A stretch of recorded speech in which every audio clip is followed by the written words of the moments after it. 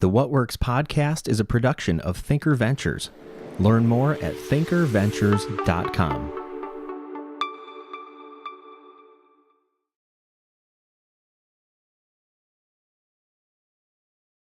Be able to hire Nicole. That's great. Oh, Pete, I think we may have a bad connection. It looks like you're frozen. Monday. Have you talked to her about compensation? Jonathan! Speak up, Jonathan! Are you muted? It's really... Please tell me more. Hello?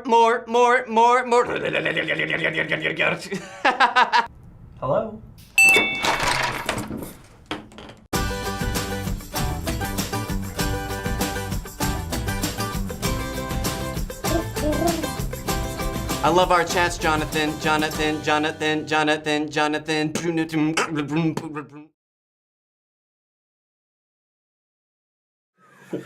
You're listening to Thinkers What Works podcast. I'm your host, Jason Todd, with my co-host today, Alex Gary.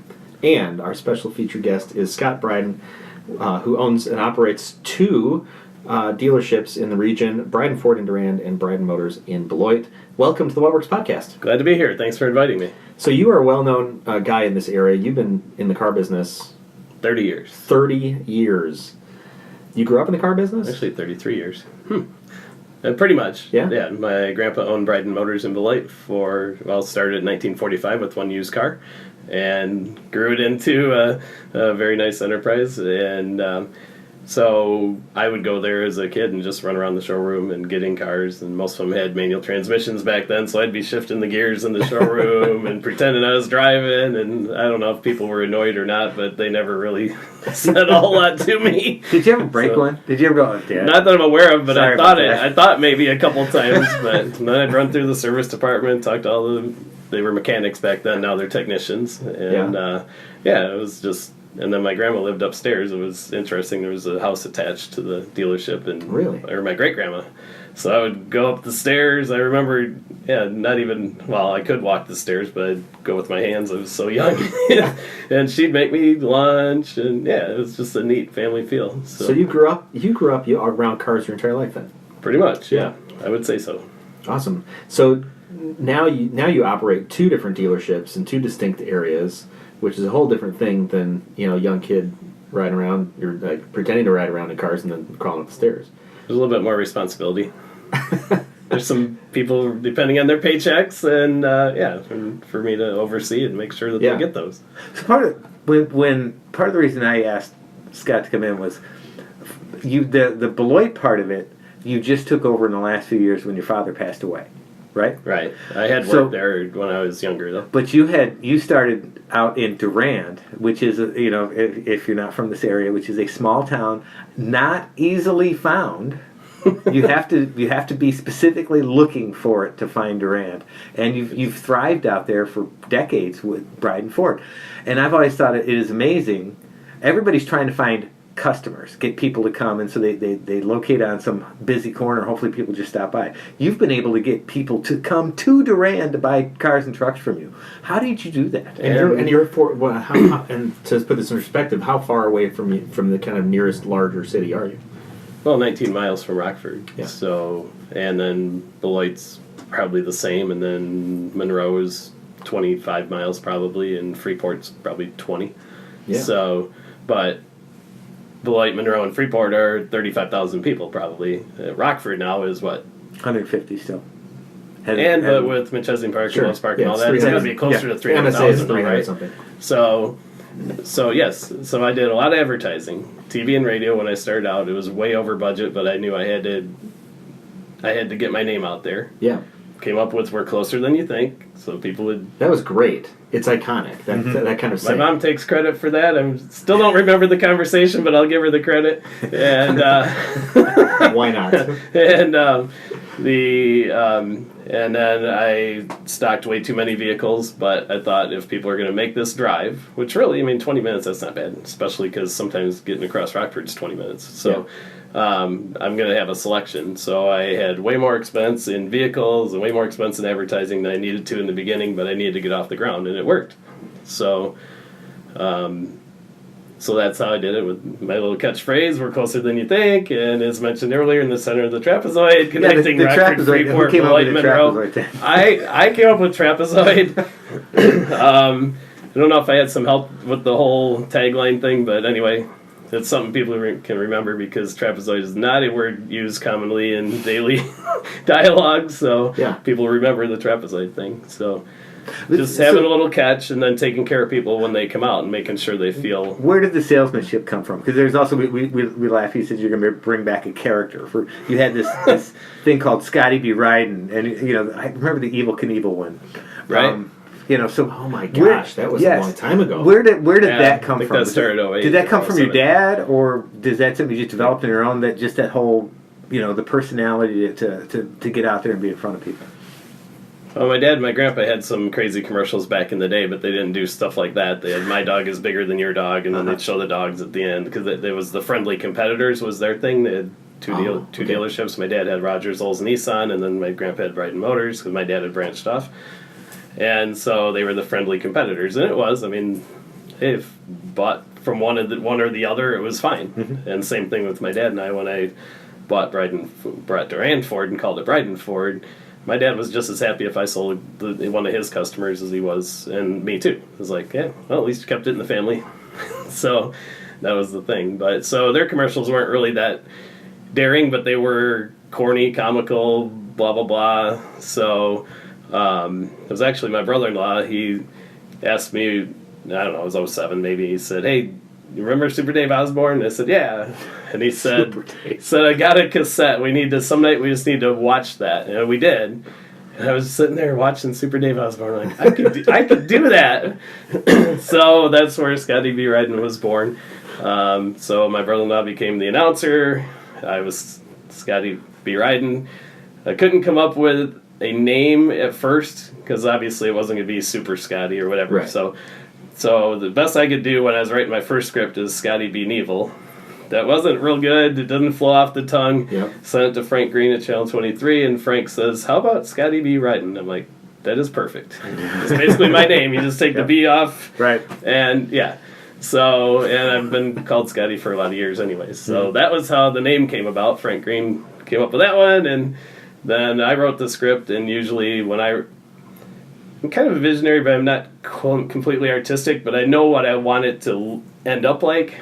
And Frank would say, and then later Bill Partridge at Channel 17, they would get my script and they'd say, "Well, give me a minute. I got to figure out how we're going to make this work." And then they'd tell me what I would have to do, and then we'd change the script to fit what a camera could actually do. So anyway, but that was the creativity part of it is just, and then when the character hit, it was an instant hit. I mean, people were recognizing me everywhere in this area. Yeah. Yeah. And if I go to Which Los is, Angeles, it's all that matters because you're right. Yeah, it's pretty much my market. Yeah, absolutely. And this is one of those communities where even though you're 20 miles out, it feels like forever because people aren't used to a long commute in this area. I mean, if you went to Chicago and they're like, "Oh my gosh, it's like 20-minute ride," that's like nothing. It takes me an hour to get to work. In this community, it's 15 minutes from one side of the community to the other. And so that whole concept behind we're closer than you think really did intercept the problem point in a person's mind. They're like, "Oh, way out there, like beyond the city limits, that's going to take, what are you, 3 hours out?" Right? Well, when 20 minutes or 3 hours, same thing to me. Right? and so you intercept that one pain point just right out of the gate. Hey, we're closer than you think. Right. The biggest thing about the trip is that there's no real landmarks along the way. Yeah. So you're driving from here, all you have to do is get to Illinois 70, and you just drive. You never have to make a turn once you're on 70. Which seems like it's a. So I was reading something about the idea of rural America. And rural America is sort of in a decline, right? And it's coming back. Well, and I was thinking about the just now, which is why it's not coming cleanly to my mind. Darn it all, the place where they wound up giving free water, and they charge like 5 cents for coffee along the trip out west. Are you with me? It's not Wall Drug, is it? Wall Drug. Yes, it's Wall Drug. Okay. Yeah. Thank you very much. How Wall Drug. They were off the trail. right? And so what they did is they said, hey, you need water, right? Well, you can get free water, but you get 5 cents for coffee. And even now, coffee's still like 5 cents. Oh, it is? Totally. Totally. But they created Wall, South Dakota out of nothing because they said, hey, we got this thing. And even now on the trip out there, there's billboards for 100 miles. Right. Wall, forget to wall. And then people have, kind of those joking little signs, it's 3,432 miles to Wall Drive. Right? It's kind of like what you did. Right. Saying, hey, it's Bryden, Bryden Motors. It's like you put yourself on the map by getting outside of yourself and then intercepting the one problem. Right. Yep. And back then, TV was well watched, and I Yeah. used TV pretty well. Now I don't know if it is quite as watched, and I don't know if commercials are quite as watched on TV, even if someone watches a show. Yep. So different mediums now than what there was then, but that was another reason why I asked you in, because you were like YouTube before YouTube, right? You kind of. And so you Right. So how are you? I missed the boat, but I'm gonna find the boat again. We're coming back. How have you adjusted in this digital marketing era, or are you still kind of trying to find your footing in terms of getting your since there isn't as many people watching TV, isn't as many people watching radio, they're on their computers. So how have you adjusted your marketing plan, or is that something you're still working on?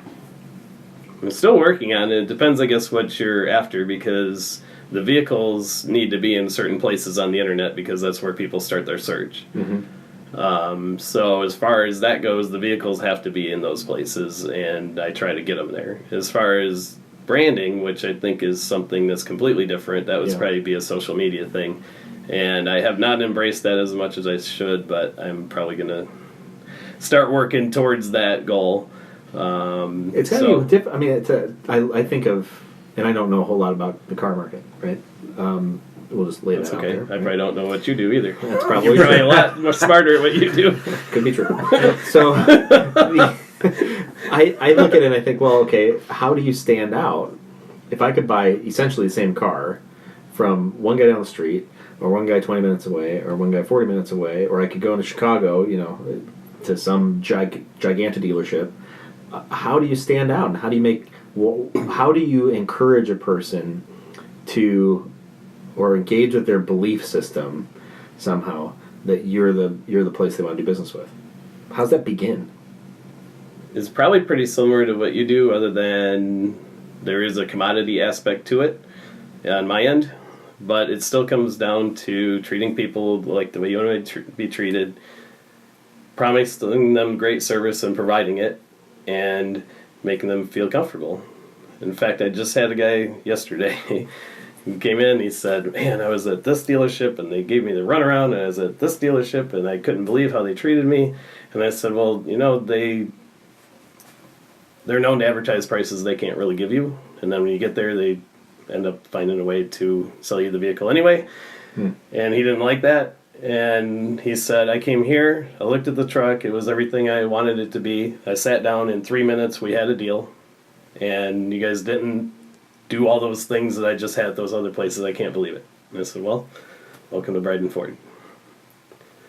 And he's a believer. So you got that somehow. You didn't just make that kind of ease of interaction up. I mean, that must be something that's been passed down from generation to generation. Well, I didn't even work the deal with him as my salesperson, but the thing is... But you created the culture. Right. Yeah. True. I would rather... I'm going to tell you flat out. I would rather not sell you guys a car than trick you into buying one.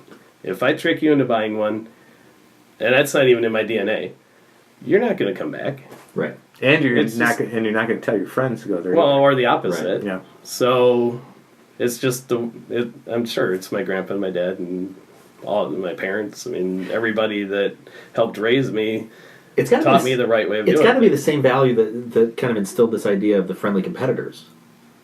Because that's unique as well. To be able to compete with a friend is one thing. To be able to compete with a family member, that's entirely different. Usually in business... And then to be nice about it. Right.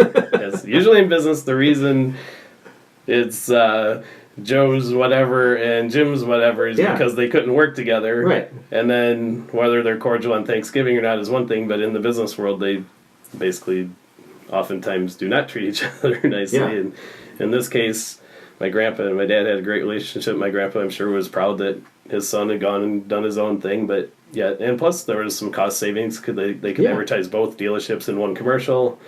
And so there was a lot to that. Hey, we didn't ask them. Why did you go off on your own? You could have just worked for your dad your whole life, right? I could have. In Okay. fact, I just had that conversation with a new employee the other day. I went to school to be a car dealer, specifically, and got also an accounting degree while I was there, and came back. I had worked in the dealerships in the summer, every summer from 8th grade on. And 8th grade I was in the office. Back then there was key punching on I don't know if you guys remember that, but punching on a little tape. but it was... All right, Scott. His dad owns Todd Trucking. Okay. So he grew up in the trucking business, so I'm sure You've seen the route. So it's just a key punch. There was no keyboard. It was just numbers. Yeah. So you type in the account number, enter the amount, enter. And Did so you have the green bar paper that printed off from a printer Right. someplace? Yeah. Yes. I used to Yep. take that and fold it, and then turn it into these long things. And like my mom still even now has this robot that I made, which is just paper, green bar paper stapled Really? together. Oh my gosh. Yeah, from the printers at the office. Wow. Yeah. So that's what I did my first year. Back then, She's everybody. a sentimental woman. Back then, everybody in the office smoked. There wasn't really any ventilation. Right. Okay. These walls So you're started gonna die out early. white and they were yellow, and I didn't know 'cause I just thought they were yellow. But then one day I touched it for some reason, and the actual tar came off of my finger. Like, oh my gosh, there's a lot of smoke in here. So then, Times have changed. then my freshman year, at that point, my dad had Rogers Olds Nissan, so he put me in the office at Rogers Olds Nissan. And then the next year, he put me in the parts department. And the next year, he put me in the service department as a service writer. And then my senior year, I became a salesperson. I actually sold a few cars. Wow. So, and I need to ask somebody, because I don't remember if I was forced to go or I wanted to go or coerced. Probably a combination. I think I wanted to go because I don't remember ever thinking to myself, hey, I bet my friends are out playing baseball right now, or hey, I bet my friends are doing this. Yeah. I was there and I was working. Yeah. And actually, I accumulated a pretty good little nest egg in my bank account too. So, and if I wanted to do something, if I wanted to buy some clothing, I could do it on my own. If I wanted to buy CDs, well, it was cassettes back then, albums, Right. I could do that. So it gave me some flexibility and a little bit of freedom. But in the meantime, what I didn't realize is my dad was preparing me for a future role as a car dealer, because I had all the background in every department, how they ran, how they worked. He didn't make me the manager. That would be dumb. He just put me in as entry level. Yeah. Let him work for you, see what he can do. And everyone seemed to get along. I don't remember anybody really telling me I was not doing it right or whatever, but they would correct me if I needed correction. Did you have any? We could share war stories here. Did you ever have a situation where you're like, maybe this isn't going to work for me? When you were younger? Never. In the car? I don't remember that at all. No. I'll tell you about mine. Okay. Here we go. So I was Was your doing mom involved? No, she's not. Okay. No, my dad had me working in the front office, and I hated the front office because we just take phone calls all day. I'm kind of not an auditory learner. I can't really keep track of specifics. Like I'm searching for threads and storylines and always 40,000 feet.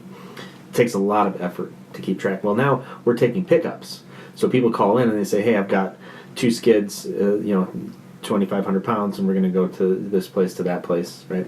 Only they do shorthand because they're used to talking to people all the time, right? And so, Oh boy. so one This is gonna be trouble. one time a guy calls up, he says, pick up. I was like, thanks for calling Todd Transit. This is Jason. How may I help you? Pick up. Thanks for calling Todd Transit. This is Jason. How may I help you? Pick up. Thanks for calling Todd Transit. This is Jason. How may I help you? And then Marcy, who's been working there for like 20 years, she's like, Jason, do you want to just transfer over to me? I was like, yeah, I don't even know. He can't hear me. Just transfer over. She's like, oh, hey, how you doing? Like, oh, a pickup. And I was like, oh, pickup, not speak up. Okay, fine. Phones aren't for me. Right. I'm so embarrassed. Things happen. Sitting at like That's- 6 or 8 people in the front of office. Yeah. That's a learning Can't hear experience anything. right there. I decided trucking wasn't for me. But Right. you survived in the car business, and you Right. now thrived in the So- car business. Throughout the Right. downs. So how did you end up with the Duran fast dealership? forward, I went to college for 2 years, got 2 associate's degrees in that time because it was trimesters, and and graduated with high honors. Thank you very much. Well done. Gold yeah, star. Yeah, it's amazing because college teaches you all sorts of things other than how to Yes. do your academics. So, so I graduated, came back, worked at Bryden Motors in '86. From '86 on, selling, and then really soon thereafter, my dad put me in as an assistant to him because a lot of the customers wanted to talk to him specifically, and sometimes his day wasn't scheduled that way. So I would reach out to the people, hey, what's going on? Is there something I can help you with? Diffuse things if they need to be diffused, or whatever, just chit-chat and pass a message to my dad if need be. Yeah. So about 1989, 1990, I started thinking, well, I might be able to do this on my own. And I said to my dad, what do you think? And he said, well, let's ask the Chrysler reps when they come in if they have a dealership that they know is for sale. They came in, they looked at me, they looked at him, and they said, nah, I wouldn't have anything for sale. So in mid-1990, I was opening the mail, and it said there's a dealership near you for sale. Are you interested? That's how things were done back then. It wasn't real internet. So I looked at it, and I'm like, yeah, maybe this is the one. I went to my dad, and I said, hey, look, this dealership's for sale, but I don't know where Durand is. Do you have any idea? It's only 20 minutes away, but I You didn't know where Durand is. I did not know. You grew up in Rockton, right? Right? Yep. I grew up in Rockford and didn't know where Durand was. That's Rockton's closer. It's like Right. It's like the next town over. But I'm telling you, this is a community where like 10 minutes, you're like, damn, how long am I going to be riding? Okay. So my dad said, oh, Durand, he grew up in Rockton. He said, I used to take my cars over there, and we would race around the square at midnight, and we'd raise heck, that wasn't his terminology, and just have a lot of fun. And I know Thomas Bellman, and he'd name off all these people who he knew from Durand. He's like, oh, it's 20 minutes. I'm like, okay, what do you think? And he said, well, let's go take a look at it on Sunday. He probably said it's closer than you think. He did not. He No, did but not. maybe he was the originator. I don't know. It's possible. So we went over and looked at it. And then we thought it'd be reasonable. And I was 23 years old. So, but I had, like I said, I'd been working, and when I was selling, doing the other, I had accumulated a pretty good bankroll. I mean, not like I would have never been able to buy a dealership today because they're just crazy money. But so then I called and spoke to the owner about it, made an offer. Somewhere along the way, it was accepted. Then I had to get Ford to approve me. That's the next step. Yeah. So I went to my dad and I said, well, do you want to be my partner? Because I'm 23. And he said, sure. So he said, you get all the information, take care of it. So I had a Commodore 64, I think, back then. They sent me all these papers. I typed it all up. I had a stack, probably however tall that is, of documents. And I didn't type every single thing, but some of it was to fill out. Put it on my dad's desk. I said, we have an appointment next Monday, 9 a.m., Chicago, with Ford. And I went through, I got this, I got this, I got this. That was about 3 minutes in. He said, you know everything you need to know to own that dealership. I said, yeah. He said, just go there yourself. Tell me you want to be the dealer. And I just sat there and I'm like, I'm 23. Just go. So I went, handed him my stack of stuff. The guy leafed through it, asked me some questions about customer service, asked me business questions. And then he got up and he excused himself. I'm like, oh my God, what did I do wrong? So he's going to send me home. So he comes back with another guy. And the guy introduced himself, shake hands, he asked me a few questions. He sat down and then I answered the questions and he stood up and put his hand out and he said, welcome to Ford. Wow. And I didn't know what to say except thank you. Thank you. I didn't expect it. So then there was Did you ever find out why you went and got the second guy? Well, that was probably the guy that had to give the approval. Okay. Right. So, yeah. So then there's a lot to starting up a business. You guys know about that. But, I mean, I hadn't even thought of all that. You got to have a phone working. You got to... So the owner that I bought it from actually allowed me to use one of the offices in the business. So I could actually... Before I was even the owner. So I would just sit in there on the phone, creating documents, all the stuff I had to do back then. Until we got it open, and until I got it open. Yeah. And I was at 24, I was the youngest Ford dealer in the United States. Really? I don't know if that record still stands, probably not, but at that time I was. I don't know, that's pretty young. And it might have been the youngest one in the world. That's pretty young, and I would think through time the standards have become a little more, maybe, I don't know, like it's more expensive. Expectations, the money that's involved, right? So you might still have the record. Maybe. We should look into that. So I had Seriously, let's look into this. I'm making a note. So a year and a half ago, a guy came out from Ford, gave me my 25-year plaque, and I told him my story because he didn't know it, and he said, "Oh my gosh, 24." He said, "Nowadays, someone's got to be at least 30. Yep. I don't know why they put that restriction in.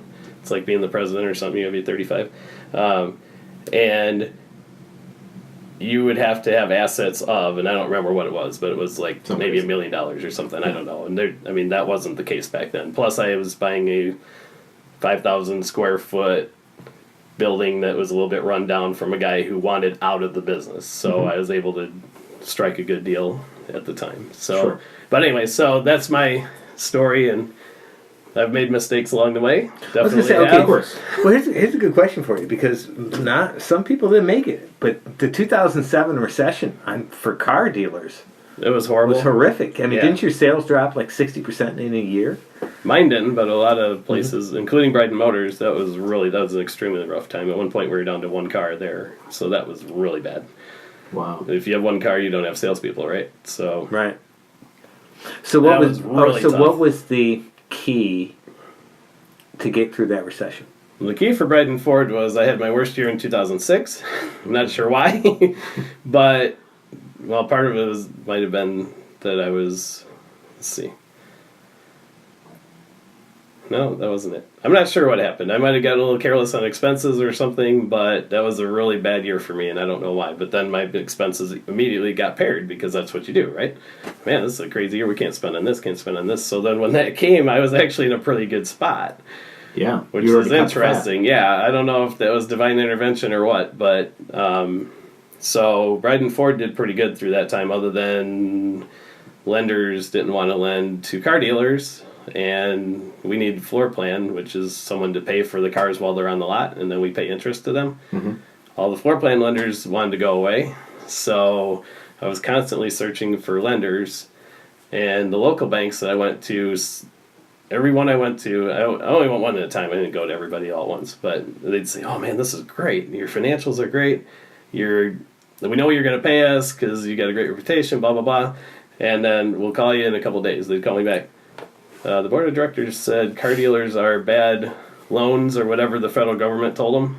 Oh. So we can't put your loan on our books because then that would go on the bad side, even though we know you're going to pay us. And I said, this doesn't make sense. But that was the government at work. So part of it was, and the banks were just, because we were having so many banks all of a sudden that had invested in real estate, and that real estate disappeared. Yeah. So now all the banks were just not wanting to lend Yeah, they to were anybody. undercapitalized. Yeah, Yes, So that you was were a problem too. getting nailed at both. So then eventually I did even go to Durant State Bank, and they're a small bank, and they were all excited too. Oh man, because I had a bank account with them the whole time. They knew what my accounts were, and every time I told them something, I'd do it. And they were the same way. And then they said, "Oh, nope, the regulators will make us put you on the bad loan side, even though you've never missed a payment or whatever." So it was really rough. And actually, long story short, Ally was the bank that saved Bryden Motors and Bryden Ford because the government let them loan to car dealers for some reason. I don't know what that whole story was, but Wow. without Somebody's gotta do Ally, it. we would not have made it. I don't Wow. think. Or we would have been substantially reduced in the vehicles that we had on the lot, which is going to reduce sales too. Sure. Yeah. Yeah, it was really interesting. Yeah. Yeah. So, yeah, I think it took 5 years off my dad's life. I do believe it was really rough for him because he started with $13 million in inventory and no one could buy it. Oof. So then you're paying Oh man. Yeah. that's right. $50,000 a month in interest on the cars. Banks can't lend to people even though they want to. Yeah. Wow. Yep. Scary times. Yeah. And you weathered it. We did. And part of Yes. that, it's got to be, I think, because you had been mentored through that time. Like you didn't know your dad was setting you up for success in the future, but he was kind of doing this. It seems as sort of a plan, right? By sticking you into these situations and learning all of these things, so that you could then become, the youngest dealer in the U.S. And you knew everything you needed to know. I wouldn't go that far, but I have a good background. For the time, right? For the time, I'm and the still rest- learning. Yeah, and then the rest And is going through gladly. experience, right? Right. And Experience is the best teacher. and then maybe through divine intervention, you parry back all of your expenses right before you had right before you needed to, Correct? Right. and then even though it was a difficult time, you survived. Good. And now you've got this transition. It seems to maybe bring back, like you're talking about, kind of bring back some of the iconic nature that made you and your organization so, I don't know, raised your awareness to such a level that everybody knows who you are. Right. And it's been, like, what it's been since you ran a commercial, 8 years, something like that? Somewhere around in there, yeah. Something like that. And so even though there's been this lapse in time, nobody's forgotten you. That's a really good tie-in that I hadn't even thought about, because Scotty B. Bryden started about 2007 or 2008, and maybe it was that character that helped get me through, because it gave me some exposure that I might not have had. Absolutely. And a memory that people would think of when they thought cars, maybe. So. Absolutely. Here's another question I just kind of popped to me. In that you grew up in the car industry, you went to school to be a car dealer, your dad trained you to be a car dealer, so when times got tough, was there a plan B? Because if there's no plan B, you're going to make plan A work, right? That's the case. Yeah, if you have a plan B, it's always going to be plan B. Guaranteed. Yeah, you can't really ride two horses. Correct. I didn't have a plan B. I had built a new building in 98.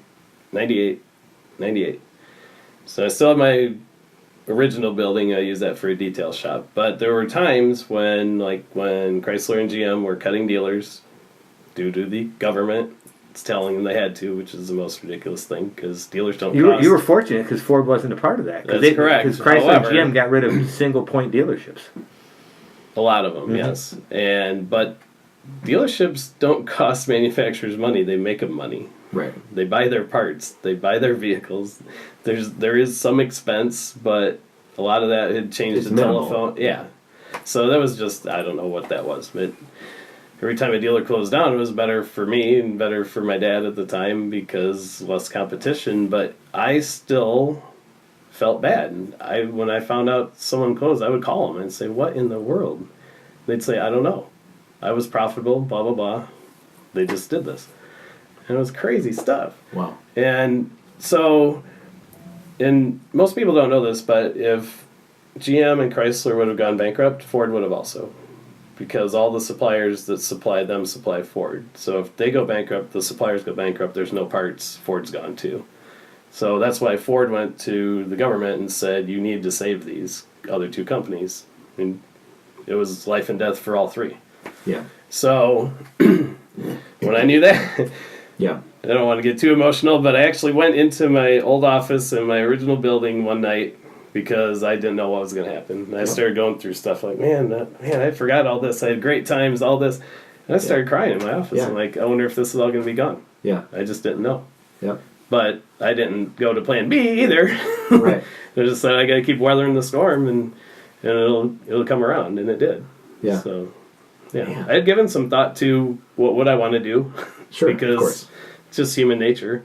But I wasn't going to succumb to that. I wasn't going to give up. Jason, do you know how much he loves cars? How much do you love cars, Scott? What did you name your kids? Oh, Daytona. Yeah. I named my son Daytona after the racetrack and the Dodge Daytona. Yep. Well, that's better than the lady who had twins, Orangelo and Yellangelo, because she liked orange jello and yellow jello. I had better motivation, I guess. You have much better motivation, yes. Since I had raced for 12 years, I raced cars for 12 years, I wanted a racing name and I wanted a car name, and I always wanted to race at Daytona, I never did. Well, you can say, hey, I named you because you're at the top of your game. Boom. Oh, there you go. So what's next for Bryden? That's a good question. Yeah. We're going good, going strong. We've got a lot of repeat customers, but then I've been seeing at Bryden Ford, I've been seeing a lot of new customers come in. Mm-hmm. We had talked about the drive. If you would come out someday, I would just grab the top stack of the repair orders for our service department, and you will see that people drive from Rockton, they drive from Rockford. Not as much Belvedere anymore, but for an oil change. Really? They pass a lot of places Yeah, they do. before they get to us to change their oil. But it's reasonable. I don't even know if they know I use semi-synthetic oil on every oil change. It's semi-synthetic Motorcraft. I don't charge any extra. And we use the Motorcraft oil filters. And unless it's another brand car, then we use a different oil filter. But and it's reasonable. It was 34 something. Now it's 39 something for a 5-quart oil change. But they know it's getting done right. Mm-hmm. They know my business, my employees, and that they're going to be treated fairly. and we're not going to sell them something that they don't need. And they will drive for that. And maybe they just like us. I don't know.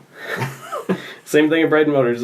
Since we do a lot of employee business from the Belvedere assembly plant, a lot of them will come to Bryden Motors for their maintenance, whether they live in Belvedere or not. So, yeah. And we just started the express lane at Bryden Motors. We just built a brand new building, so we've got 5 bays for oil changes, tire rotations. There's a free car wash, complimentary car wash with every oil change. So it's like every other business, and you want, when they come to your place, you want it to be an experience that draws them back again and again.